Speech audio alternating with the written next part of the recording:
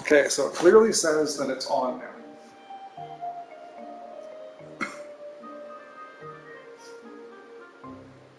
Now, so sometimes this takes 2 or 3 tries to go through here. Okay, there we go. Why the hell did it work before?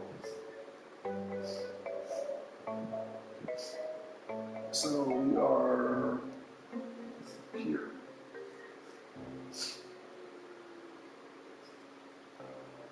And we'll go here. And then we'll go here. There, I sent you a text message.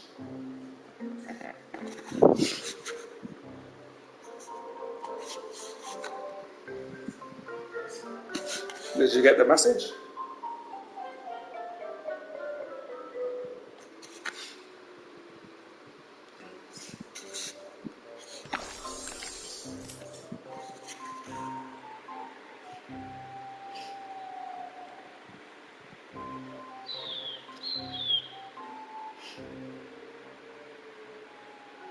Well, this is already what I'm like. I was just wanting to show you this here. See, this is the king owl.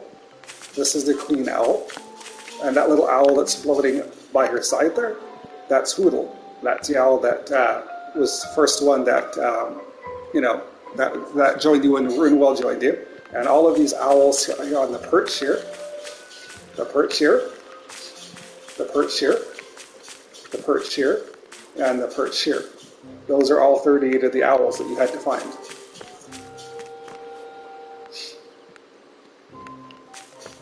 I found all of them, 31 of them myself, and I could have found the rest of them myself. I just didn't know that I had to go back here.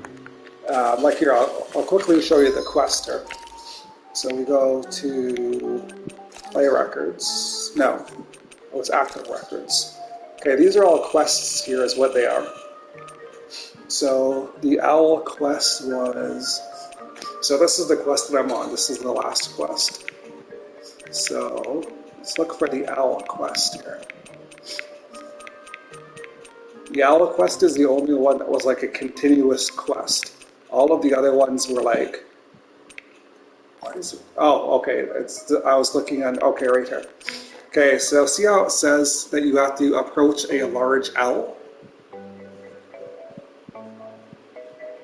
And then see how it goes down the list there. Each of them are checked off, right? Well, you see where it says you have to discover all of the owls, right? You needed that one in order to unlock all of these special owls. And all of the special owls would give you... Starting with this. So this carries over, what was it? Yeah, so this carries over your art proficiency, your money and items, your levels, your equipment, your skills, your outfits, and your records. So that means that on the left side there, all of my characters are at level 100, besides Dovahkiin or whatever. So you would be able to carry over all of your levels. And then art proficiency is, if you look, this is first aid, and if you look down where those stars are on the bottom right-hand side, that would be your art proficiency. That's how many times you've used them.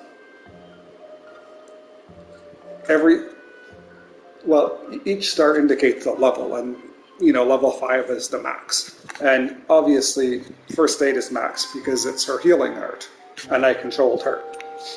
And most of the other ones, I use this one a lot in the beginning, but that's what carrying over your proficiency means. And carrying over your arts is all of these things here. Well, if you're playing a new game, yeah. And most of the arts are unlocked in here. And this is like your grid where you unlock most of your arts and like other things like this was an ability called Lunar Corruption. And then I would also unlock things like this. Like this was a really important one for her. Art casting mobility. She was able to cast while she was walking, which was really useful. And then, just like other stuff. Like this was important too. This increased the amount of her healing arts. That was like almost increase of like twice as much. That was huge for her. You know, and then other arts, they would be unlocked just by like again, the usage of this one is, or its usage is the 5-star. So other arts would unlock by you using certain arts a certain amount of times. So they wouldn't unlock in the skill panel, they would unlock in battle just by using the arts so many times. So, and then the outfits isn't really anything important, it's just like stuff like this.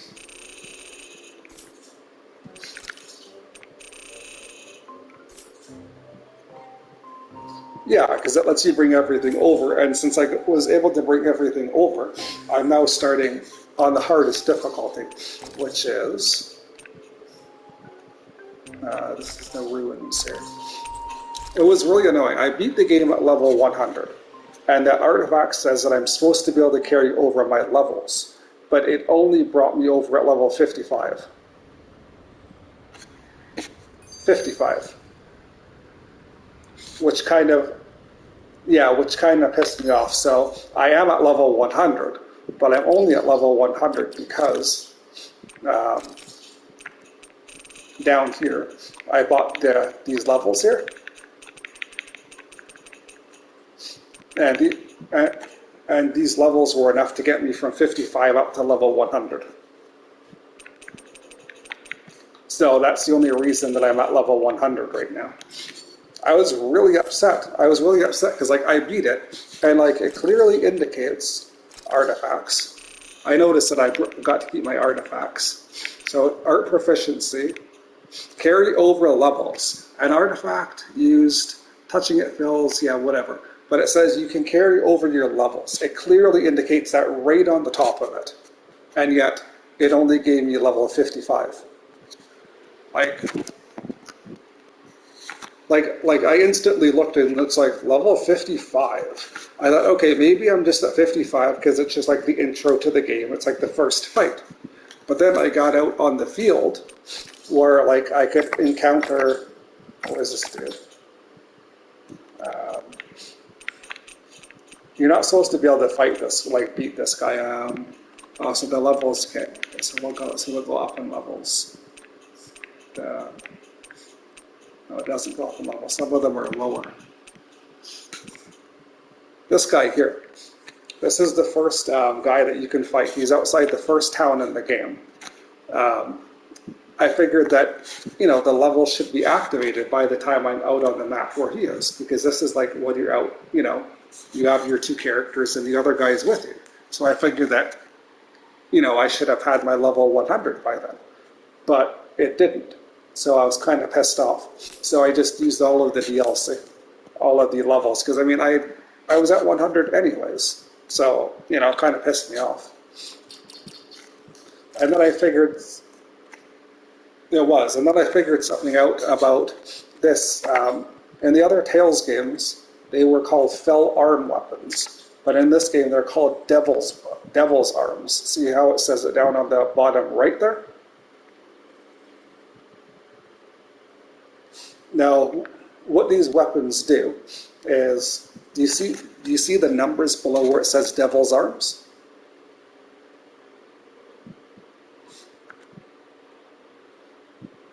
On my screen it says 651, 651, and 662. So, are you just going to keep standing around or what? We'll just go in here real quick. I'll just skip this scene. But yeah, in the original games, they were called fell arm weapons or something. But in this game, they're called Devil's Arms. I don't really understand why the difference is, but whatever. So, how these weapons work is it's pretty interesting. So, you remember the numbers that the weapon said, right? 651, 651, and so 651, 651, 651, and 662. So that's what each of these stats on the weapon are. Now I'm going to encounter this enemy fight here, and I just killed 2 enemies in this fight. Now, let's look at the weapons. Now the weapon is 653, 53. Do you notice what happened? Why are they higher? Be worth something. Okay, each of the stats went up by 2, and I just and I just beat 2 enemies.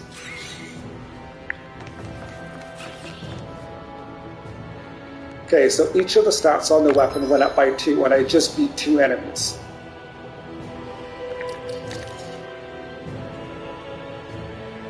Do you get it now? Okay. The original stats were 652 and 651, 651. Now they're 653 and 653. So each stat went up by 2, and I just beat 2 enemies in the same fight. Do you get it? Every enemy that you beat adds an attack to the weapon. That's why these are considered the ultimate weapons, because every enemy that you defeat adds to the weapon's attack. And that's also why her weapon's attack is the lowest, because she's mainly the healer.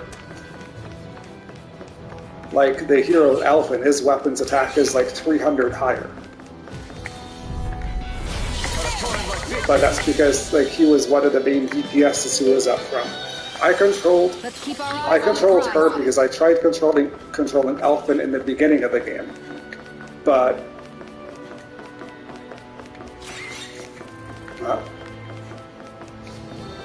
I controlled him in the beginning, but I just found that it was hard to control him. I think what it was is because the game had the settings set on. The settings were set on manual.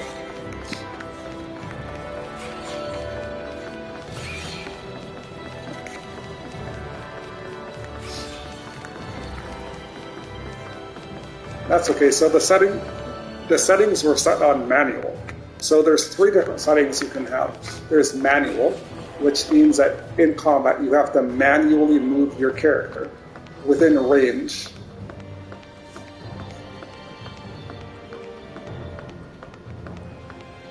You have to manually move your character within range of the enemy to actually hit the enemy. That's manual, and that's what the game starts on. Like up top here, it says Battle Control Semi-Auto, and then there's Manual. Manual means that whoever you're controlling, you have to make sure that that character is within range of the enemy, or you're going to be just attacking the air. I can see what you said there. I'm talking to you on the... So, if you're controlling like him, Elfin, he's melee, so all of his attacks are going to miss if you're not within range of the enemy.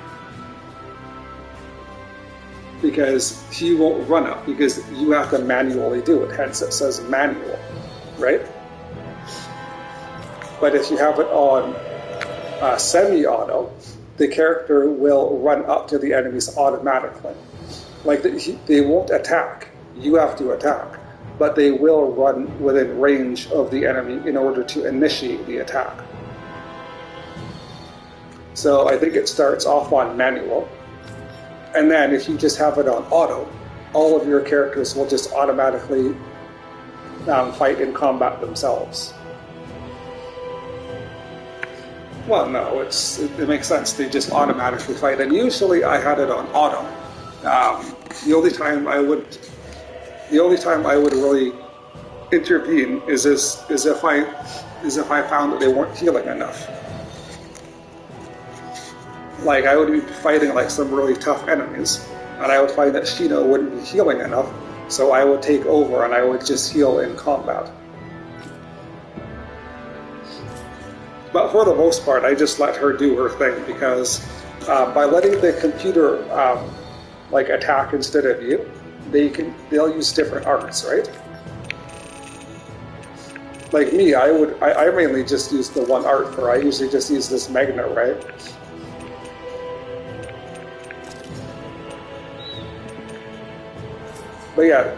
But the computer would use different arts, and the different arts that it uses, it builds up different arts.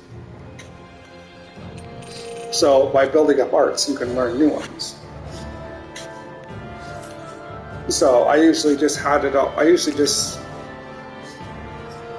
not really. It's just, auto. Auto is auto. It's just, it does it for you. But yeah, that's what it was though.